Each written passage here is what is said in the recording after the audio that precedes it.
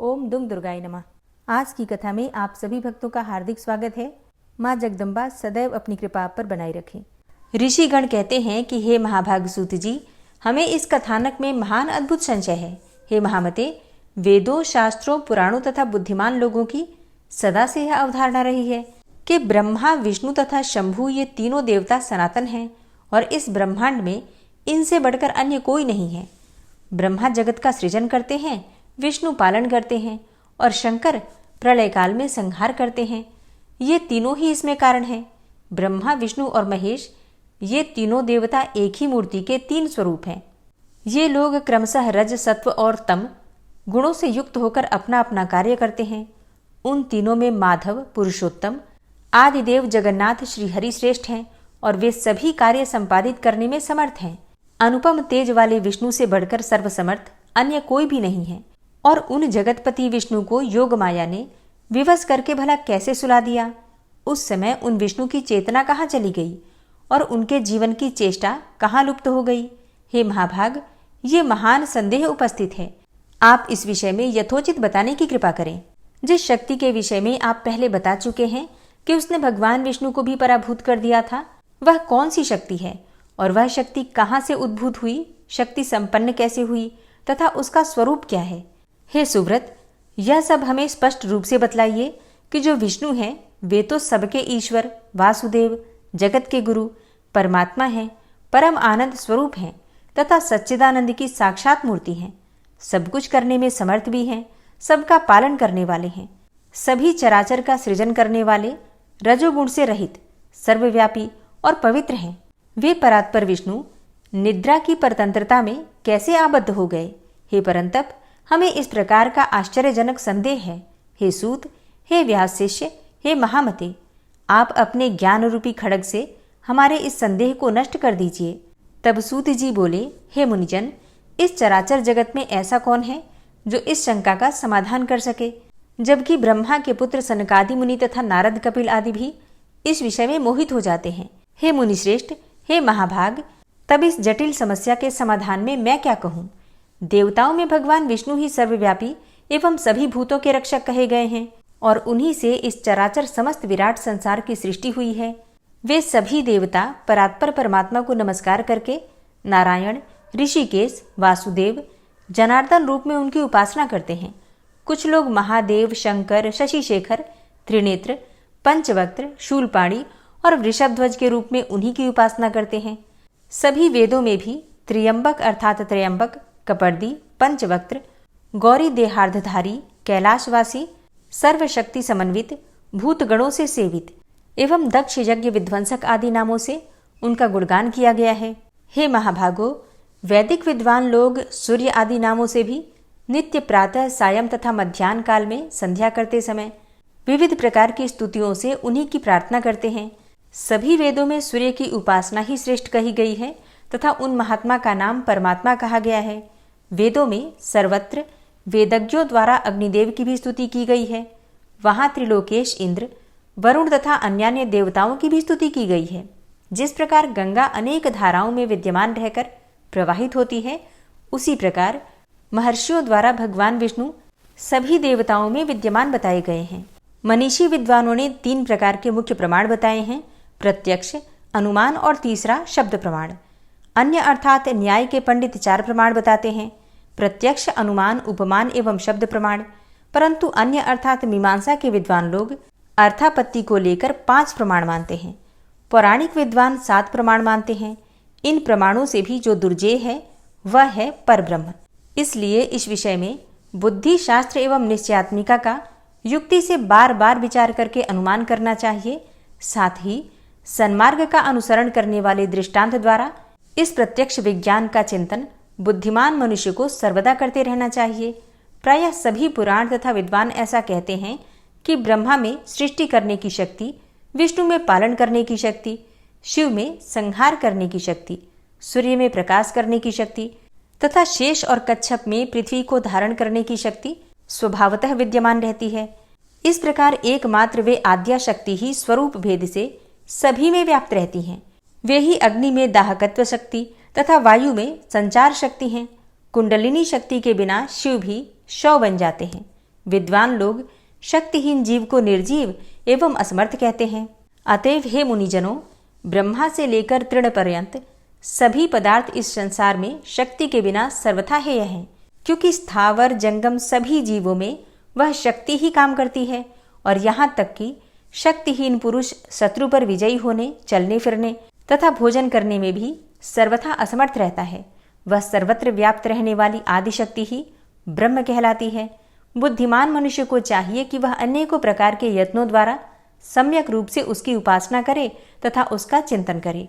भगवान विष्णु में सात्विकी शक्ति रहती है, जिसके बिना वे अकर्मण्य हो जाते हैं। ब्रह्मा में राजसी शक्ति है, वे भी शक्ति रहित होकर सृष्टि कार्य नहीं कर सकते। और शिव में तामसी शक्ति रहती है, जिसके बल पर वे संहार कृत्य संपादित करते हैं। इस विषय पर मन से बार बार विचार करके तर्क वितर्क करते रहना चाहिए। शक्ति ही संपूर्ण ब्रह्मांड की रचना करती है, सबका पालन करती है और इच्छा अनुसार इस चराचर जगत का संहार करती है। उसके बिना विष्णु, शिव, इंद्र, ब्रह्मा, अग्नि, सूर्य और वरुण कोई भी अपने अपने कार्य में किसी प्रकार भी समर्थ नहीं हो सकते। वे देवगण शक्ति युक्त होने पर ही अपने अपने कार्यों को संपादित करते रहते हैं। प्रत्येक कार्य कारण में वही शक्ति प्रत्यक्ष रूप से दृष्टिगोचर होती है। मनीषी पुरुषों ने शक्ति को सगुणा और निर्गुणा भेदों से दो प्रकार का बताया है। सगुणा शक्ति की उपासना आसक्त जनों और निर्गुणा शक्ति की उपासना अनासक्त जनों को करनी चाहिए। धर्म, अर्थ, काम और मोक्ष इन चारों पदार्थों की स्वामिनी वे ही निर्विकार शक्ति हैं। विधिवत पूजा करने से वे सब प्रकार के मनोरथ पूर्ण करती हैं। सदा माया से घिरे हुए अज्ञानी लोग उस महाशक्ति को जान नहीं पाते। यहाँ तक कि कुछ विद्वान पुरुष उन्हें जानते हुए भी दूसरों को भ्रम में डालते हैं। कुछ मंदबुद्धि पंडित अपने उदर की पूर्ति के लिए कली से प्रेरित होकर अनेकों प्रकार के पाखंड करते हैं। हे महाभागो, इस कली में बहुत प्रकार के अवैदिक तथा भेदमूलक धर्म उत्पन्न होते हैं, जो कि दूसरे युगों में नहीं होते। स्वयं भगवान विष्णु भी अनेक वर्षों तक कठोर तप करते हैं और ब्रह्मा तथा शिवजी भी ऐसा ही करते हैं। ये तीनों देवता निश्चित ही किसी का ध्यान करते हुए कठिन तपस्या करते रहते हैं। इसी प्रकार अपनी इच्छाओं की पूर्ति के लिए ब्रह्मा, विष्णु, महेश ये तीनों ही देवता अनेकों प्रकार के यज्ञ सदा करते रहते हैं। वे उन पराशक्ति ब्रह्म नाम वाली परमात्मिका देवी को नित्य एवं सनातन मानकर सर्वदा मन से उन्हीं का ध्यान करते हैं। हे मुनिश्रेष्ठ, सब शास्त्रों का यही निश्चय जानना चाहिए कि दृढ़ निश्चयी विद्वानों के द्वारा वे आदि शक्ति ही सदा सेवनीय है। यह गुप्त रहस्य मैंने कृष्ण द्वैपायन से सुना है, जिसे उन्होंने नारद जी से और नारद जी ने अपने पिता ब्रह्मा जी से और ब्रह्मा जी ने भी भगवान विष्णु के मुख से सुना था। इसीलिए विद्वान पुरुषों को चाहिए कि वे ना तो किसी की बात सुने और न माने तथा दृढ़ प्रतिज्ञ होकर सर्वदा शक्ति की ही उपासना करें। शक्तिहीन असमर्थ पुरुष का व्यवहार तो प्रत्यक्ष ही देखा जाता है कि वह कुछ नहीं कर पाता। इसीलिए सर्वव्यापिनी आदि शक्ति जगत जननी भगवती को ही जानने का प्रयत्न करना चाहिए। तब सूत जी बोले कि हे मुनिजनों, जब जगत गुरु भगवान विष्णु के शरीर से निद्रा देवी निकली, उस समय उनके नेत्र, मुख, नासिका, भुजा, हृदय तथा वक्षस्थल से निकलकर वे श्रेष्ठ तामसी शक्ति आकाश में स्थित हो गईं। तब भगवान विष्णु भी बार बार जम्हाई लेते हुए उठ खड़े हुए। तब वहां भगवान विष्णु ने भय से कांपते हुए ब्रह्मा को देखा और उन महातेजस्वी भगवान विष्णु ने मेघ के समान गंभीर वाणी में कहा। भगवान विष्णु बोले, हे कमलोद्भव ब्रह्मा जी, आप तपस्या छोड़कर यहाँ कैसे आ गए हैं? आप इतने चिंतित एवं भयभीत क्यों हो रहे हैं? ब्रह्मा जी बोले, हे देव, आपके कानों के मैल से दो महादानव उत्पन्न हो गए थे, जो महाभयंकर एवं महाबली हैं, जिनका नाम मधु और कैटभ है। उन्हीं दोनों के भय से मैं आपके पास आया हूँ। हे जगतपते, हे वासुदेव, आप मुझ भयभीत तथा किंकर्तव्य विमूढ़ की रक्षा कीजिए। विष्णु बोले कि हे ब्रह्मन, अब आप निर्भय हो जाइए, उनकी मृत्यु निकट है। इसीलिए वे यहाँ युद्ध करने के लिए आएंगे और मैं उन दोनों दैत्यों का वध करूंगा। सूत जी बोले कि इस प्रकार भगवान विष्णु ब्रह्मा से कह ही रहे थे कि वे दोनों मतवाले महाबली दैत्य ब्रह्मा जी को ढूंढते हुए वहां आ पहुंचे।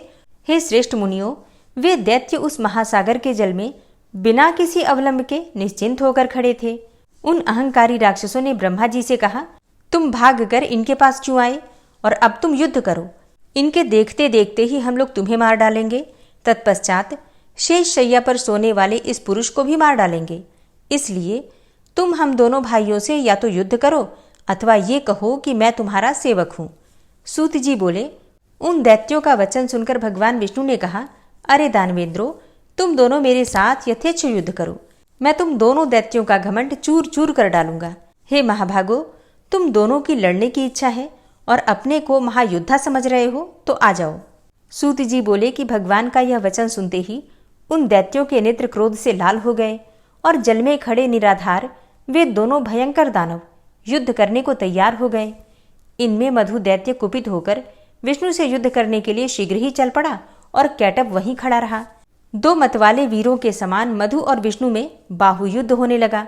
जब मधु थक गया तब कैटब उनसे लड़ने लगा। इस प्रकार क्रमशः कुपित एवं मदांध दोनों दैत्य परम प्रतापी भगवान विष्णु के साथ बारी बारी से बाहुयुद्ध करते रहे। उस समय वहां उस युद्ध के दृष्टा ब्रह्मा और आकाश में स्थित आदिशक्ति देवी थीं। बहुत दिनों तक युद्ध करते करते भी वे दैत्य नहीं थके। तब भगवान विष्णु को ग्लानि होने लगी। इस प्रकार जब युद्ध करते हुए 5000 वर्ष बीत गए तब भगवान विष्णु उन दैत्यों की मृत्यु का उपाय सोचने लगे। उनके विचार में आया कि मैंने 5000 वर्ष तक इनके साथ युद्ध किया, किंतु ये भयानक दानव थके नहीं और मैं थक गया। यह बड़े आश्चर्य की बात है। मेरा वह पराक्रम और बल कहाँ चला गया? ये दोनों मुझसे लड़ते हुए भी स्वस्थ हैं। इसका कारण क्या है? अब मुझे अच्छी तरह विचार करना चाहिए। इस प्रकार चिंता में पड़े हुए विष्णु को देखकर वे दोनों मतवाले दैत्य अत्यंत हर्षित हुए और मेघ के समान गंभीर वाणी में बोले कि हे विष्णु, यदि तुझमें अब बल ना हो अथवा युद्ध में थक गए हों तो सिर पर हाथ जोड़कर कह दो कि मैं तुम दोनों का सेवक हूं, अथवा यदि सामर्थ्य हो तो हे महामते, आओ हमारे साथ युद्ध करो। आज हम लोग तुम्हें मारकर इस 4 मुख वाले पुरुष ब्रह्मा को भी मार डालेंगे। सूत जी बोले। उस महासागर में उपस्थित महामना विष्णु ने उनके वचन सुनकर सामनीति के अनुसार मधुर शब्दों में कहा। भगवान विष्णु बोले कि यह सनातन धर्म है कि थके हुए, डरे हुए, शस्त्र त्यागे हुए, गिरे हुए एवं बालक पर वीर लोग प्रहार नहीं करते। मैंने तो यहाँ 5000 वर्षों तक युद्ध किया। मैं अकेला हूँ और तुम दोनों भाई समान बल वाले वीर हो और दोनों बीच बीच में बारी बारी से विश्राम भी करते रहे हो। अब मुझे भी थोड़ा सा विश्राम कर लेने दो, तत्पश्चात मैं पुनः लड़ूंगा, इसमें कोई संदेह नहीं है।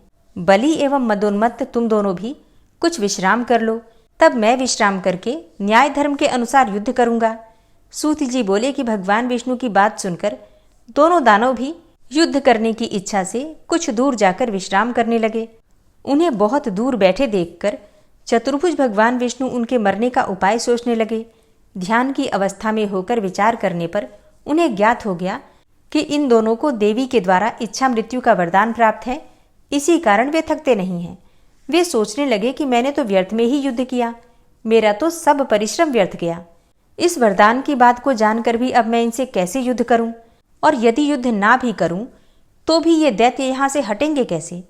यदि इनका विनाश न होगा तो वर प्राप्त दोनों दुर्धर्ष दैत्य सबको दुख देते रहेंगे। देवी ने जो वरदान इन्हें दिया है वह भी अत्यंत कठिन है। अत्यंत दुखी, रोगी और दीनहीन प्राणी भी स्वेच्छा कभी नहीं मरना चाहता, तब भला ये दोनों मदोन्मत्त दैत्य क्यों मरना चाहेंगे? अतएव अब मैं सब चिंता छोड़कर उन आदिशक्ति भगवती विद्या देवी की शरण में जाऊं, जो सबकी कामनाएं सिद्ध करने वाली हैं, क्योंकि बिना उनके प्रसन्न हुए कोई कामनाएं पूर्ण नहीं होती। ऐसा मन में विचार करते ही भगवान विष्णु ने आकाश में स्थित परम सुंदर रूप वाली योग निद्रा भगवती शिवा को देखा। उन्हें देखते ही योगेश्वर अनंत भगवान विष्णु उन दोनों दैत्यों के विनाश के लिए हाथ जोड़कर वर प्रदायिनी भगवती भुवनेश्वरी की स्तुति करने लगे। भगवान विष्णु बोले कि हे देवी, हे महामाये, हे सृष्टि संहारकारिणी, हे आदि अंतरहित, हे चंडी, हे भुक्ति मुक्ति प्रदायिनी शिवे, आपको नमस्कार है। हे देवी, मैं आपके सगुण तथा निर्गुण रूप को नहीं जानता, फिर आपके जो असंख्य अद्भुत चरित्र हैं उन्हें कैसे जान पाऊंगा? मैंने आपके अत्यंत दुर्घट प्रभाव को आज जाना है, जबकि मैं आपके द्वारा प्रेरित योग निद्रा में विलीन होकर अचेत हो गया था। ब्रह्मा ने मुझे बड़े यत्न से बार बार जगाया था, किंतु मैं अपनी छहों इंद्रियों के संकुचित होने के कारण जाग न सका। हे अंबिके, उस समय मैं आपके प्रभाव से अचेत हो गया था।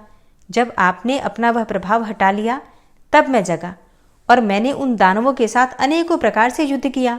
उस युद्ध में मैं तो थक गया, किंतु वे नहीं थके, क्योंकि उन्हें तो आपका वरदान प्राप्त था। जब वे मदोन्मत्त दानव ब्रह्मा जी को मारने दौड़े, तब मैंने भी पुनः द्वंद्व युद्ध के लिए उनका आह्वान किया। हे मान प्रदायिनी, उस समय मैंने उनके साथ महासागर में घोर युद्ध किया। बाद में मुझे ज्ञात हुआ कि आपने उन्हें इच्छा मरण का अद्भुत वरदान दिया है। अब ये जानकर आज मैं शरणदायिनी आपकी शरण में आया हूँ। अतएव हे माता, अब मेरी सहायता आप ही करें, क्योंकि मैं युद्ध करते करते बहुत ही खिन्न हो गया हूँ। हे देवताओं की पीड़ा हरने वाली, आपके वरदान से दोनों दानव मदोन्मत्त हो गए हैं। वे दोनों पापी दैत्य मुझे मार डालना चाहते हैं। अब मैं क्या करूं, कहाँ जाऊं? प्रणाम करते हुए उन जगन्नाथ सनातन वासुदेव विष्णु के ऐसा कहने पर मुस्कुराती हुई उन देवी ने उनसे कहा, हे देवदेव, हे हरे, हे विष्णु, आप पुनः उनसे युद्ध कीजिए। इन दोनों वीरों को छल पूर्वक मोहित करके ही मारा जा सकता है। मैं अपनी वक्र दृष्टि से उन्हें मोहित कर दूंगी। हे नारायण, अपनी माया से जब मैं इन्हें मोहित कर दूंगी, तब आप शीघ्र ही इन दोनों का वध कर डालिएगा। सूत जी बोले कि देवी के प्रीति रस से पूर्ण वचनों को सुनकर भगवान विष्णु उस सागर में युद्ध स्थल में आकर खड़े हो गए। तब विष्णु को आते देखकर वे दोनों युद्ध के अभिलाषी महाबली दैत्य भी वहां आ डटे। भगवान विष्णु को अपने सामने देखकर वे बड़े प्रसन्न हुए और कहने लगे, हे महाकाम, हे चतुर्भुज, ठहरो ठहरो। हार और जीत को प्रारब्ध के अधीन समझकर अब तुम हमारे साथ युद्ध करो। बलवान व्यक्ति विजय प्राप्त करता है, किंतु कभी कभी भाग्यवश दुर्बल व्यक्ति भी जीत जाता है। आप जैसे महापुरुष को जय या पराजय में हर्ष या शोक कभी नहीं करना चाहिए। आपने दानव शत्रु होकर पूर्व काल में बहुत से दैत्यों को अनेकों बार हराया है, परंतु इस समय तो हम दोनों के साथ लड़ते हुए आप पराजित हो गए हैं। सूत जी बोले, ऐसा कहकर वे दोनों महाबाहु दैत्य युद्ध करने को तत्पर हो गए। तब वहां अवसर देखकर जो ही विचित्रकर्मा विष्णु ने उन दोनों पर मुष्टि से प्रहार किया, त्यों ही उन दोनों बलोन्मत्त दैत्यों ने भी विष्णु पर मुष्टि प्रहार किया। इस प्रकार उनमें परस्पर महाभयंकर युद्ध होने लगा। उन दोनों महाबलशाली दानवों को युद्ध में रत देखकर नारायण श्री हरि ने दीन दृष्टि से भगवती की ओर देखा। सूत जी कहते हैं, भगवान विष्णु की ऐसी करुणाजनक दीन दशा देखकर अरुण नेत्रों वाली भगवती उन दोनों दैत्यों की ओर देखकर हंसने लगी और उन्होंने दूसरे काम बाणों के समान मंद मुस्कान युक्त तथा प्रेम भाव से भरे अपने कटाक्षों से उन पर प्रहार किया। इस प्रकार देवी के कटाक्ष को देखकर वे पापी मधुकैटभ अत्यंत मोहित हो गए। वे कामांध दानव अपने ऊपर भगवती की विशेष अनुकंपा जानकर काम बाण से अत्यंत पीड़ित होने लगे और अपूर्व शोभाशालिनी भगवती को देखते हुए वे वहीं खड़े हो गए। भगवान विष्णु भी देवी के उस प्रयत्न को समझ गए और दोनों कामी दानवों को देवी की माया से विमोहित जानकर स्वकार्य साधक भगवान विष्णु ने वहां मेघ के समान गंभीर एवं मधुर वचनों के द्वारा उन दोनों का उपहास करते हुए कहा, हे वीरों, तुम्हारी जो इच्छा हो वर मांगो। तुम दोनों के युद्ध से मैं अत्यंत हर्षित हूं, अतः मैं तुम्हें मनोभिलषित वर दूंगा। यद्यपि पूर्व काल में भी मेरे द्वारा अनेकों दानव युद्ध करते हुए देखे गए हैं, किंतु तुम दोनों भाइयों के समान मैंने किसी को देखा सुना नहीं। तुम दोनों के अतुलनीय बल को देखकर मैं बहुत संतुष्ट हूँ। हे महाबली दानवों, मैं तुम दोनों भाइयों की वांछित कामनाएं पूर्ण करूंगा। सूत जी कहते हैं कि विष्णु का यह वचन सुनकर कमल के समान नेत्रों वाले काम पीड़ित वे दोनों दैत्य जगदानंद दायिनी भगवती महामाया को देखते हुए विष्णु से अभिमान पूर्वक बोले, हे विष्णु, हम लोग याचक नहीं हैं, अतः आप हम लोगों को देना क्यों चाहते हैं? हे देवेश, यदि आप लेना चाहें तो आप जो मांगिए हम दे सकते हैं, क्योंकि हम लोग भिक्षुक नहीं हैं, दाता हैं। हे ऋषिकेश, आप अपना मनोभिलषित वरदान मांगिए। हे वासुदेव, आपके अद्भुत युद्ध से हम लोग आपके ऊपर अत्यंत प्रसन्न हैं। उन दोनों का वचन सुनकर भगवान विष्णु ने उत्तर दिया कि यदि तुम दोनों मेरे ऊपर प्रसन्न हो तो यही वरदान दो कि तुम दोनों भाई अब मेरे ही हाथों मारे जाओ। सूत जी बोले, भगवान विष्णु का यह वचन सुनकर दोनों भाई चकित हो गए और अपने को उनके द्वारा ठगा हुआ समझकर शोक से चिंतित हो गए। कुछ देर के बाद मन में विचार करके संपूर्ण भूमि को स्थल रहित तथा वहां सर्वत्र जल ही जल देखकर उन्होंने विष्णु से कहा, हे जनार्दन विष्णु, आपने हम लोगों को पहले जो वरदान देने को कहा था, यदि आप सत्यवादी हैं तो पहले उस वांछित वर को प्रदान कीजिए। हे मधुसूदन, आप हमें किसी निर्जल प्रदेश की सुविस्तृत भूमि पर मारिए, तभी हम आपसे मारे जा सकेंगे, अन्यथा नहीं। अतः हे माधव, अब आप सत्यवादी बनिए। तब भगवान विष्णु ने अपने सुदर्शन चक्र का स्मरण करके उन दोनों दानवों से हंसते हुए कहा, हे महाभागो, तुम्हारे कथनानुसार निर्जल तथा सुविस्तृत भूमि पर ही मैं आज तुम दोनों को मारूंगा। ऐसा कहकर देवताओं के आराध्य भगवान विष्णु ने अपनी दोनों जांघों को सुविस्तृत करके जल के ऊपर ही स्थल दिखा दिया और उनसे कहा कि दैत्यों, देखो, यहाँ जल नहीं है, ये पृथ्वी है, अतः यहीं पर तुम दोनों अपना सिर रखो। ऐसा करने से ही आज हम और तुम दोनों सत्यवादी सिद्ध होंगे। उस समय विष्णु का तथ्यपूर्ण वचन सुनकर तथा अपने मन में विचार करके उन दोनों दैत्यों ने अपना शरीर बढ़ाकर 1000 योजन लंबा चौड़ा कर दिया। तब भगवान विष्णु ने भी अपनी जांघों को बढ़ाकर उनसे भी दुगना कर दिया। यह देखकर वे दोनों दैत्य बड़े विस्मय में पड़ गए, परंतु अपनी बात सत्य प्रमाणित करने के लिए उन्होंने अपने अपने मस्तक उस अत्यंत अद्भुत जंघे पर रख दिए। उसी समय प्रतापी भगवान विष्णु ने अपने सुदर्शन चक्र से जंघे पर स्थित उनके विशाल सिरों को वेगपूर्वक धड़ से अलग कर दिया। जब दोनों दैत्य मधु और कैटब मारे गए, तब उन्हीं की मेद अर्थात चर्बी से संपूर्ण सागर पट गया। हे मुनीश्वरों, तभी से पृथ्वी का नाम मेदिनी पड़ गया और इसीलिए मृत्तिका भी अभक्ष्य मानी जाने लगी, अर्थात मिट्टी को खाने योग्य नहीं माना गया। सूत जी कहते हैं कि आप लोगों ने जो भी प्रश्न किया था उसका ठीक ठीक उत्तर मैंने दे दिया। बुद्धिमान मनुष्य को चाहिए कि वे महामाया महाविद्या की सर्वदा उपासना करते रहें, क्योंकि वे पराशक्ति ही समस्त देव दानवों द्वारा आराध्य हैं।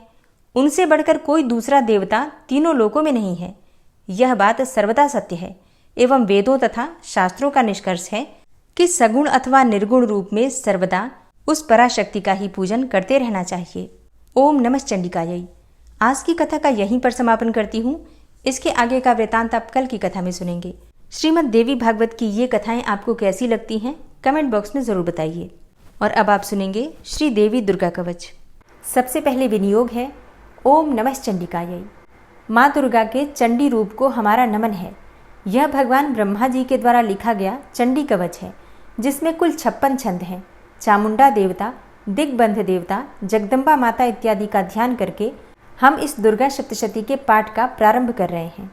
मार्कंडेय जी पितामह ब्रह्मा जी से कह रहे हैं कि हे भगवान ब्रह्मा, जो इस विश्व में गोपनीय है वह रहस्यपूर्ण है तथा जो सभी की रक्षा करता है और हमें अधर्म से बचाता है, साथ ही जिसे आपने अभी तक किसी को दिखाया भी नहीं है, ऐसा कोई साधन या उपाय मुझे बताइए। मार्कंडेय जी के इस प्रश्न पर भगवान ब्रह्मा कहते हैं कि उस साधन का नाम तो देवी कवच ही है, जो इस विश्व में अत्यधिक गोपनीय है।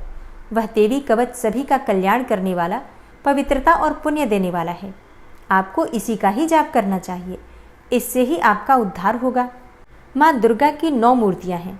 माँ दुर्गा का प्रथम स्वरूप है माँ शैलपुत्री, दूसरा स्वरूप है माँ ब्रह्मचारिणी, माँ दुर्गा का तीसरा स्वरूप है माँ चंद्रघंटा और चौथा स्वरूप है माँ कुष्मांडा। उनका 5वां रूप स्कंद माता का है और 6ठा रूप माँ कात्यायनी है। 7वां स्वरूप है माँ कालरात्रि का और 8वां स्वरूप माँ महागौरी के नाम से प्रसिद्ध है। माँ दुर्गा का 9वां रूप है माँ सिद्धिदात्री। यही नव दुर्गा के रूप हैं जिसे भगवान ब्रह्मा के द्वारा वेदों के माध्यम से बताया गया है। जो मनुष्य अग्नि में जल रहा हो, सभी ओर से शत्रुओं से घिर गया हो, विपरीत परिस्थितियों का सामना कर रहा हो और उस समय यदि वह माँ दुर्गा की शरण में जाता है तो उसका कभी भी बुरा नहीं हो सकता है। अर्थात माँ दुर्गा का ध्यान किए जाने पर माँ दुर्गा उसकी हर परिस्थिति में सहायता करती हैं। यदि युद्ध का समय हो और मनुष्य संकटों में घिरा हुआ हो तो भी माँ दुर्गा के प्रभाव से उसका कुछ भी बुरा नहीं होता है। माँ दुर्गा उसके दुख, पीड़ा, भय इत्यादि का नाश कर देती हैं। जो भी भक्तगण माँ दुर्गा की भक्ति करता है, माँ दुर्गा अवश्य ही उन्हें अभय दान देती हैं। जो कोई भी देवी दुर्गा का ध्यान करता है, माँ दुर्गा उसकी हर प्रकार से रक्षा करती हैं और इस बात में कोई भी संशय नहीं है। चामुंडा माता का वाहन प्रेत है और वे उस पर सवारी करती हैं। वाराही माता का वाहन भैंसा है। ऐन्द्री माता का वाहन हाथी है तो वही वैष्णवी माता का वाहन गरुण है। भगवान शिव की पत्नी व सभी की ईश्वरी माँ पार्वती का वाहन वृषभ है। कुमारी माता का वाहन मोर है। लक्ष्मी माता कमल के आसन पर विराजमान है और उन्होंने अपने हाथों में भी कमल लिया हुआ है। वे भगवान विष्णु को अत्यधिक प्रिय हैं। वृषभ पर बैठी हुई माँ पार्वती का रंग सफ़ेद है। भगवान ब्रह्मा की पत्नी माँ ब्राह्मी या माँ सरस्वती हंस पर बैठी हुई हैं और सभी प्रकार के आभूषण पहने हुए हैं। इस प्रकार से माता रानी अपने भिन्न भिन्न रूपों में सभी तरह के योग व शक्तियों को ली हुई हैं। उन्होंने कई प्रकार के आभूषण व रत्न पहने हुए हैं जो उनकी शोभा को बढ़ा रहे हैं। माँ दुर्गा का एक रूप अत्यधिक क्रोध में रथ पर बैठा हुआ दिखाई देता है जो दुष्टों का नाश करने के लिए है। वे अपने हाथ में शंख, सुदर्शन चक्र, गदा, हल, मूसल इत्यादि लिए हुए हैं। इसके अलावा उन्होंने अपने हाथों में खेटक, तोमर, परशु, पाश, त्रिशूल तथा उत्तम कोटि का धनुष भी लिया हुआ है।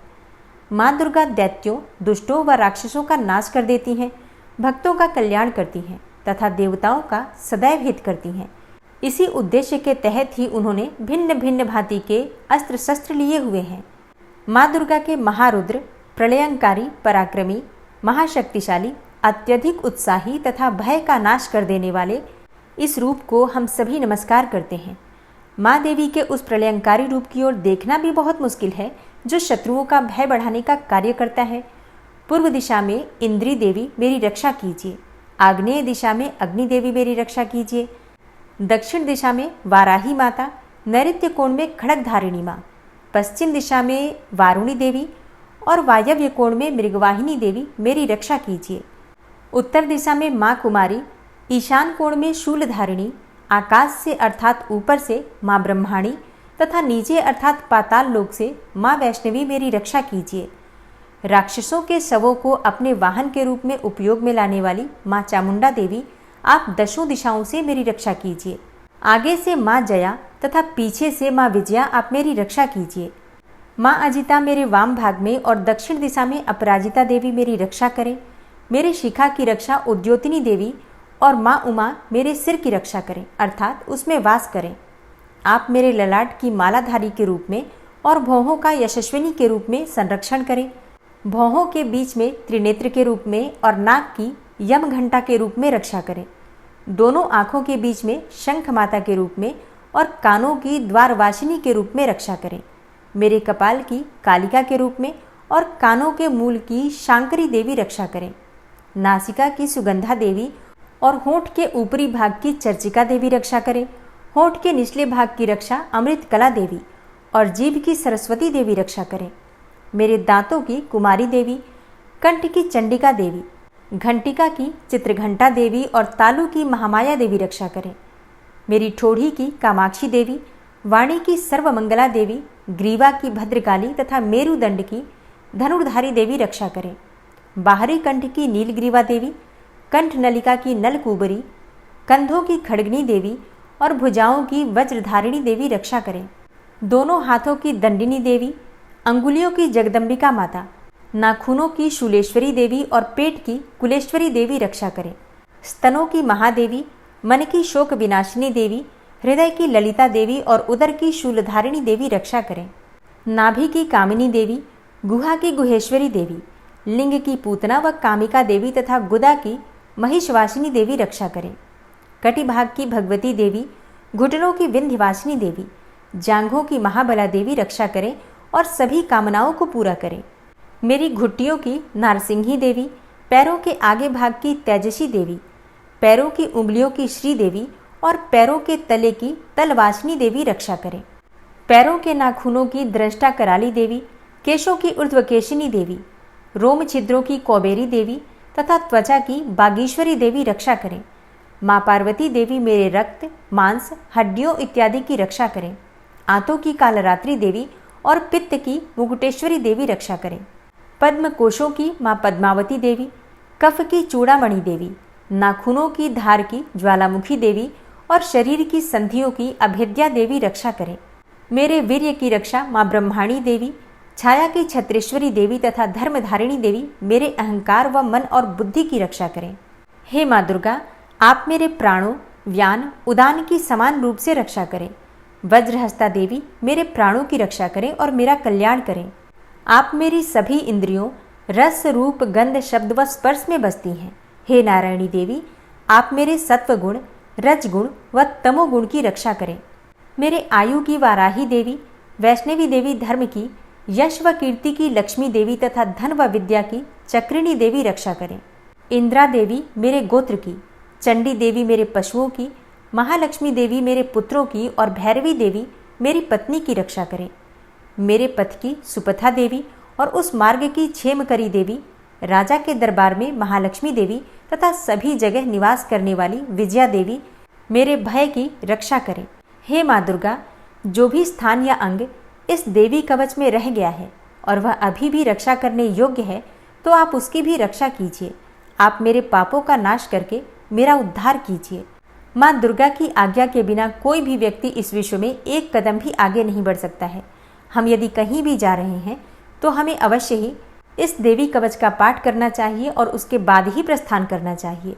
इस दुर्गा रक्षा कवच के पाठ से हमें हर जगह लाभ व सफलता मिलती है और हमारे सभी काम बन जाते हैं। हम जब भी माँ दुर्गा का ध्यान करते हैं वैसे ही हमारे सभी काम बनते चले जाते हैं। उस व्यक्ति को इस पृथ्वी पर बिना किसी तुलना के परम यश और वैभव प्राप्त होता है। जो भी भक्तगण इस देवी रक्षा कवच का पाठ करता है उसका भय समाप्त हो जाता है, युद्ध में उसकी विजय होती है तथा वह तीनों लोकों में पूजनीय हो जाता है। देवी माता का यह रक्षा कवच देवताओं तक के लिए बहुत दुर्लभ है। जो व्यक्ति इस देवी कवच का तीनों समय श्रद्धा भाव के साथ पाठ करता है उसे देवी माता की कृपा से तीनों लोकों में विजय मिलती है। वह अकाल मृत्यु के भय से दूर होता है तथा 100 वर्षों से भी अधिक समय तक जीवित रहता है। इस दुर्गा कवच के पाठ से व्यक्ति के शरीर में होने वाले हर तरह के रोग समाप्त हो जाते हैं। उसके शरीर में बनने वाला विष भी समाप्त हो जाता है तथा कोई रोग उसका कुछ भी बिगाड़ नहीं सकता है।